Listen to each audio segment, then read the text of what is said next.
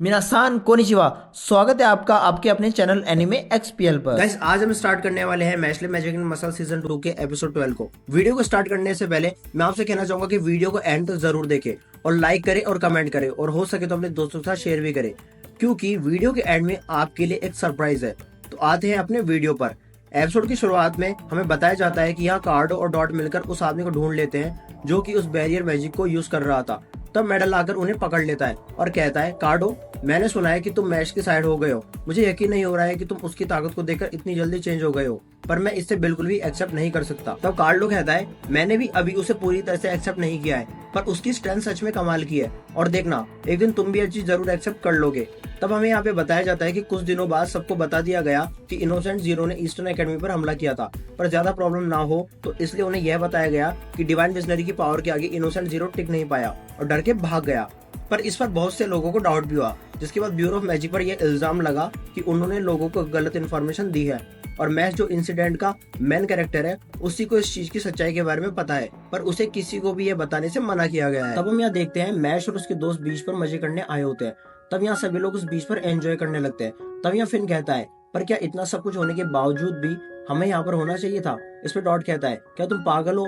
यही तो वो सही टाइम है जब हम वाटरमेलन स्मैश खेल सकते हैं। और तब वो वहाँ पर वाटर लेमन ले आता है और तब हम देखते हैं वो वाटरमेलन से मैश के फेस पर अटैक कर देता है। तो डॉट कहता है, इस वाटरमेलन को जब भी मौका मिलता है तभी आपका खून पीना स्टार्ट कर देता है और सबसे वर्स्ट केस ये हो सकता है कि ये आपकी जान भी ले सकता है। तो फिर कहता है, तो आखिरकार तुम इसे यहाँ पर लाए क्यों हो?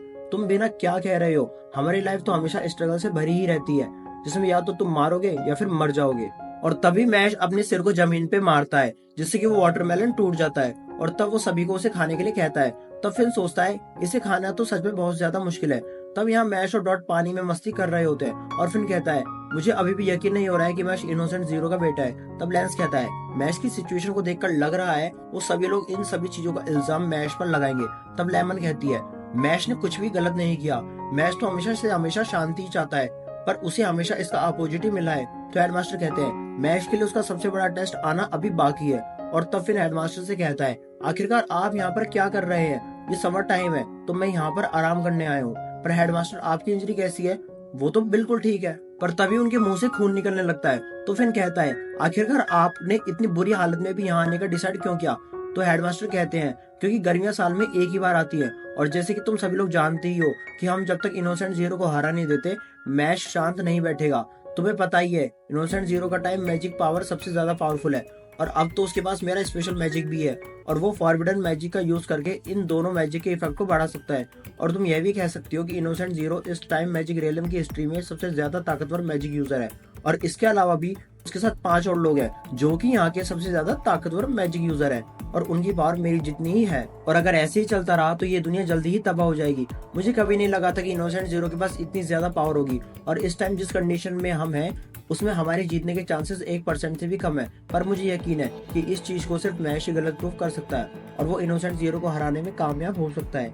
मैश ने फिजिकल ट्रेनिंग से अपने शरीर की लिमिट्स को क्रॉस कर दिया है। यही स्ट्रेंथ उसे दूसरों से अलग बनाती है और यही स्ट्रेंथ उसे इनोसेंट जीरो को हराने में काम आएगी। तब लेमन कहती है, पर इस टाइम मैश सबसे ज्यादा स्ट्रॉन्ग मैजिक यूजर के अगेंस्ट नहीं लड़ सकता। तब मैश कहता है, लेमन चिंता मत करो, मैं चाहे जीतू या फिर हारू इसके अभी भी 50-50% चांसेस है और वैसे भी मसल्स कभी नहीं हारते, इसलिए मेरे जीतने के चांसेस 100% है। तब फिर सोचता है, आखिरकार ये किस तरह का रीजन है? तब लेमन सोचती है, इसी वजह से तो मैं इससे प्यार करती हूँ। तब हेडमास्टर सोचते हैं, इसकी स्पिरिट सच में कमाल की है, ये हमेशा पॉजिटिव रहता है और कभी भी हार नहीं मानता है। फिर हेडमास्टर कहते हैं, मैश में जिस काम को पूरा नहीं कर पाया उसे अब तुम्हें ही पूरा करना होगा, मुझे तुम पर पूरा भरोसा है मैश। तब मैश कहता है, हेडमास्टर आप मुझ पर भरोसा कर सकते हैं, मैं जरूर उन्हें हरा दूंगा और उसके बाद अपने दोस्तों के साथ स्कूल से ग्रेजुएट होऊंगा। जिसे सुनकर उसके दोस्त बहुत ज्यादा खुश हो जाते हैं। तब लेंस कहता है, सेमेस्टर एग्जाम जल्दी आ रहे हैं तो क्या तुम्हें पूरा यकीन है कि तुम ठीक रहोगे? क्योंकि अगर तुम एक भी एग्जाम में फेल हुए तो तुम्हें उसी टाइम बाहर निकाल दिया जाएगा। जिसे सुनकर मैश बहुत ज्यादा डरने लगता है। तो यहाँ मैश के घर में उसके फादर और ब्रैड चाय पी रहे होते हैं। तब ब्रैड कहता है, इस time divine visionary final exam से पहले एक एंड सेमेस्टर एग्जाम है, तो क्या तुम्हें लगता है कि मैश उसे पार कर पाएगा? तब मैश के फादर कहते हैं, मैश एक अच्छा बच्चा है तो वो बिल्कुल ठीक रहेगा। तब ब्रैड कहता है, पर अच्छाई का एग्जाम के साथ क्या लेना देना?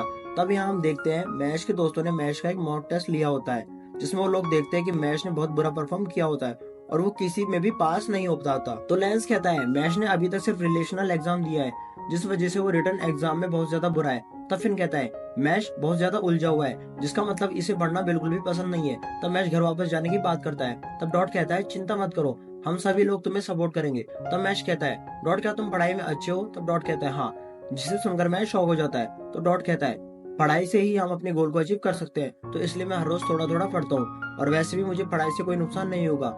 मैं नहीं चाहता कि जब मैं बड़ा हो जाऊं तब मुझे इस बात का कोई भी रिग्रेट हो। तो मैश कहता है कि इससे मुझे बहुत ज्यादा दुख हुआ। तो वो कहता है चिंता मत करो, मैं तुम्हें वो सब कुछ सिखाऊंगा जिसकी तुम्हें जरूरत है। और तब यहाँ लेंस उसे मैजिकल मैथमेटिक्स सिखाने लगता है और कहता है इसमें सबसे ज्यादा इंपॉर्टेंट होता है कि तुम फॉर्मूला को याद रखो और उन्हें सही जगह पर इस्तेमाल करो। थोड़ी देर बाद लेमन कहती है हम इसके बाद मैजिक हिस्ट्री पढ़ेंगे, जिसमें हम सबसे पहले टर्मिनोलॉजी को पढ़ेंगे और देखेंगे कैसे वो जुड़कर एक लाइन बनाते हैं। तो थोड़ी देर बाद डॉट उसे मैजिकल लिंग्विस्टिक्स सिखाने लगता है। आखिर में फिर उसे मैजिकल स्टडी सिखाने लगता है। पर तब हम देखते हैं मैश का सिर इन सभी चीजों को सुनकर पक जाता है। तब वो कहता है मैं ये नहीं कर सकता हूँ। तब लेंस कहता है अगर तुम ऐसा नहीं करोगे तो तुम्हें यहाँ से निकाल दिया जाएगा। तब यहाँ मैश पढ़ना स्टार्ट कर देता है और सभी लोग उसे घुरकर देख रहे होते हैं। और तब हम देखते हैं वो पागल हो जाता है और वो वहां से खिड़की तोड़कर भाग जाता है। तब फिर उसके पीछे जाने की बात करता है। तब लेंस कहता है हमें उसके पीछे नहीं जाना चाहिए, क्योंकि अगर वो चीजों से ऐसे ही भागता रहेगा तो हम उसे कुछ नहीं सिखा पाएंगे, और अगर वो खुद सीखने नहीं आ सकता तो हम चाहकर भी उसे कुछ नहीं सिखा सकते। पर तभी हम देखते हैं फिर उसकी कोई भी बात नहीं सुनता और मैश को ढूंढने चला जाता है, पर मैश उसे पूरे स्कूल में कहीं भी नहीं मिलता। और तब वो देखता है मैश ने जंगल में खुद को जमीन में गाड़ लिया होता है। तब मैश कहता है मैं ऐसी धरती में समा जाना चाहता हूँ, मुझे माफ कर दो फिन, पर मैं पढ़ाई नहीं कर सकता। तो फिन कहता है तुम ऐसे नहीं हो मैश, जिस मैश को मैं जानता हूँ मुश्किल अपोनेंट से लड़ने से बिल्कुल नहीं डरता, और मैं चाहता हूँ मैश कि हम दोनों इकट्ठे यहाँ से ग्रेजुएट हो, तो चलो फिर थोड़ी सी कोशिश करते हैं। तो मैश कहता है थैंक यू, फिर मैंने अभी अभी तुम्हें अपनी सबसे बेकार साइड दिखाई है, पर तुम फिर भी मेरे साथ खड़े हो, तो इसलिए मैं ट्राई जरूर करूंगा। और तब वो वापस चला जाता है और सबसे माफी मांगकर उन्हें कुछ सिखाने के लिए कहता है। तो डॉट उसे सिखाने से मना कर देता है और बाकी दोनों उसे सिखाने के लिए मान जाते हैं, और सभी लोग डॉट की बातों को इग्नोर कर रहे होते हैं। तब हम देखते हैं मैश बड़ी मुश्किलों से पढ़ना स्टार्ट कर देता है और एग्जाम वाले दिन पेपर को देखकर रोने लगता है। तब यहाँ पर रिजल्ट का दिन आता है और सभी लोग मैश को हौसला देते हैं कि तब टीचर उसे अपने पास बुलाकर कहती है तुमने कभी भी यहाँ की क्लासेस को सीरियसली नहीं लिया है और तुम्हारे ग्रेड्स कभी भी अच्छे नहीं रहे हैं, तो इसलिए तुम कभी भी एक्सपेल हो सकते हो, पर लगता है इस बार तुमने अच्छे से मेहनत की है। वैसे तो ये मार्क्स इतने भी अच्छे नहीं है, पर इसमें तुम्हारी मेहनत दिख रही है। और तब हम देखते हैं मैश बड़ी मुश्किल से सभी में पास हो चुका होता है और तब वो कहता है ये तो सच में बहुत आसान था। तो लेंस और डॉट उसे मारने लगते हैं। तब टॉम वहाँ पर आ जाता है और जोर जोर से बैम्बू बैम्बू चिल्लाने लगता है। तब लेमन कहती है आखिरकार क्या प्रॉब्लम हो गई? तब टॉम फिर से बैम्बू बैम्बू कहने लगता है। तो लेंस कहता है तो न्यूज़पेपर में एक न्यूज आई है, ईस्टर्न एकेडमी में एक ऐसा बच्चा है जिसके पास कोई भी मैजिक नहीं है और वो इस टाइम डिवाइन विजनरी का कैंडिडेट है। और तब वो फिर से बैम्बू बैम्बू कहने लगता है। तो डॉट कहता है तो तुम ये कहना चाहते हो कि ये सारे के सारे लोग उस न्यूज़पेपर को पढ़ लिया है और वो सारे के सारे स्कूल की तरफ बढ़ रहे हैं। तो फिर सोचता है आखिरकार इन्हें इनकी बातें कैसे समझ में आ रही हैं। तभी हम यहाँ पर देखते हैं सारे लोग मैश को स्कूल से बाहर निकालने के बारे में कह रहे होते हैं ताकि वो उसे सजा दे सके, और वो कहते हैं आखिरकार तुम्हारी हिम्मत कैसे हुई ऐसे लड़के को यहाँ पर रखने की, ये तो गॉड को धोखा देने की बात है। तभी लेमन बाहर चली जाती है और सबको चुप रहने का कहकर कहती है उसके पास कोई मैजिक नहीं है, तो आखिरकार इससे आपको क्या फर्क पड़ता है? क्या एक पर्सन की हिम्मत सिर्फ उसके मैजिक स्किल पर डिपेंड करती है?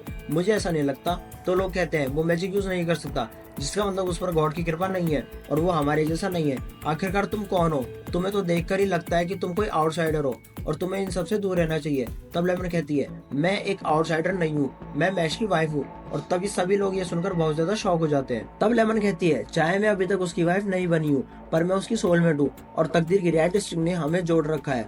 और तब वो सभी लोग उसे अपनी बकवास बंद करने के लिए कहते हैं। तो डॉट वहाँ पर आ जाता है और कहता है मैं मैश का एजेंट हूँ, तो इसलिए अब मैं मैश की स्टेटमेंट आपके सामने पढ़ने जा रहा हूँ।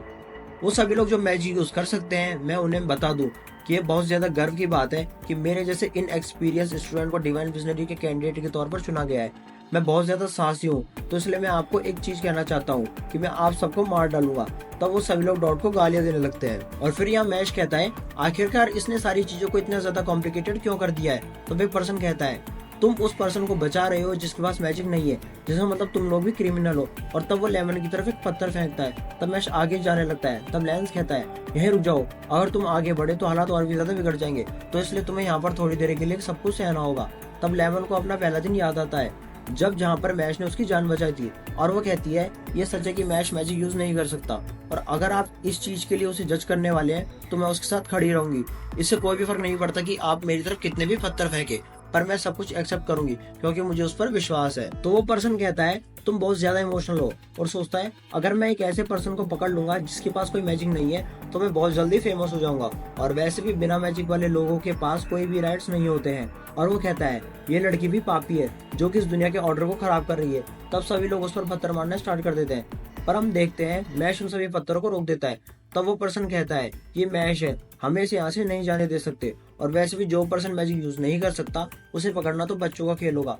तब डॉट मैश को छुपने के लिए कहता है, पर तभी वो पर्सन अपने मैजिक को यूज करके उसे कैद कर लेता है और कहता है ये दीवार 15 सेंटीमीटर थिक है और एक जायंट मॉन्स्टर भी इसे तोड़कर बाहर नहीं निकल सकता। पर तभी हम देखते हैं मैश उन दीवारों को तोड़ना स्टार्ट कर देता है, जिससे वो पर्सन बहुत ज्यादा हैरान हो जाता है, और मैश उस प्रिजन से बाहर आकर उसे उठाकर हवा में फेंक देता है, और वो प्रिजन आकर सीधा उस पर्सन पर आकर गिरती है। तब मैश उसके दरवाजे को भी बंद कर देता है और कहता है हमेशा से यहाँ बिना मैजिक वालों को कुछ भी नहीं समझा गया, तो इसलिए आपको मेरा यहाँ रहना बिल्कुल भी पसंद नहीं है, पर मैं इस मैजिक रियलम में सबसे ज्यादा बेस्ट बनूंगा और प्रूफ कर दूंगा कि कोई भी बिना मैजिक यूज किए बिना भी इस दुनिया में रह सकता है। और तभी वहाँ पर हेडमास्टर आ जाते हैं और कहते हैं मैश की तकदीर डिवाइन विजनरी कैंडिडेट एग्जाम के बाद डिसाइड की जाएगी, और ये चीज मैजिक और ब्यूरो ने पहले डिसाइड कर रखी है, तो इसलिए हम चाहते हैं कि आप लोग तब तक के लिए शांति बनाए रखें और सही वक्त आने का इंतजार करें। मैश जिंदगी में तुम एक ऐसे पर्सन से जरूर मिलोगे जो कि तुम्हारे लिए हर किसी से लड़ने के लिए तैयार होगा, और मैं देख सकता हूँ कि तुम्हारे पास बहुत अच्छे दोस्त हैं और मुझे तुम पर पूरा गर्व है।